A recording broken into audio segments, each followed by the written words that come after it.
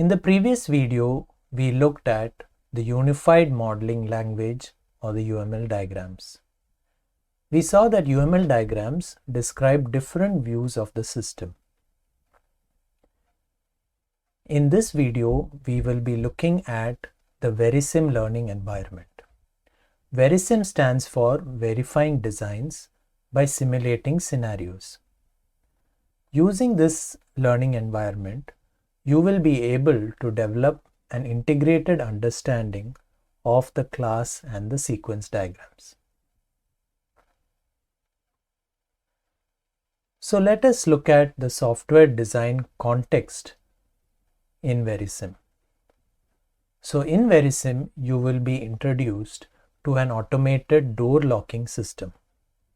You will be introduced to the requirements of the system. For example, one requirement can be that the user can register himself or herself by entering a passcode. Then the user can choose a lock or an unlock option. So when a user chooses a lock option and enters the correct passcode, the door should lock. However, if the passcode is incorrect, the door should remain unlocked. A similar requirement is there for the unlock option as well.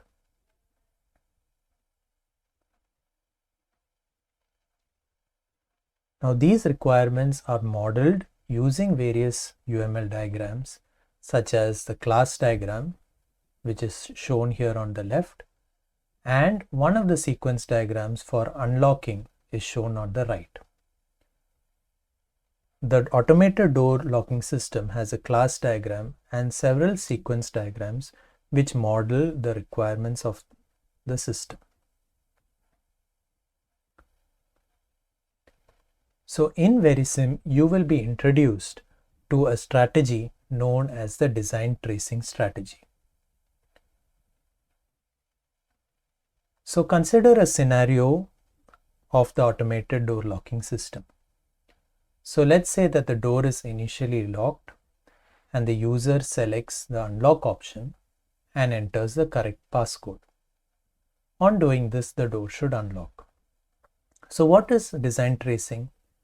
In design tracing, you construct a state diagram which models a given scenario.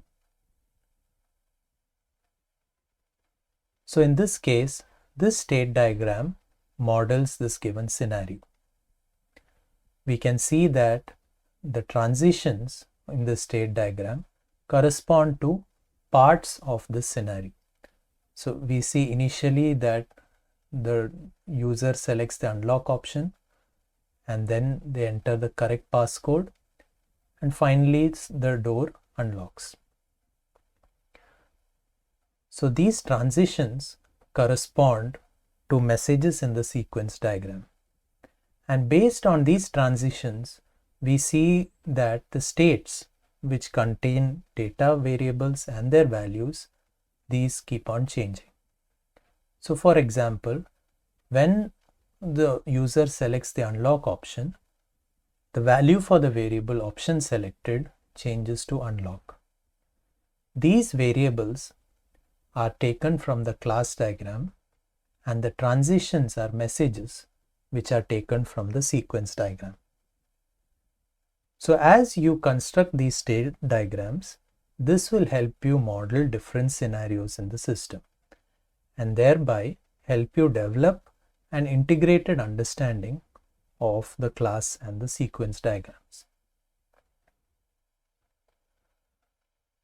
So what are the activities in VeriSIM? You will be first introduced to what VeriSIM is, what the learning objectives are. Then you will move on to the problem understanding stage, where the requirements and the design diagrams for an automated door locking system will be given to you.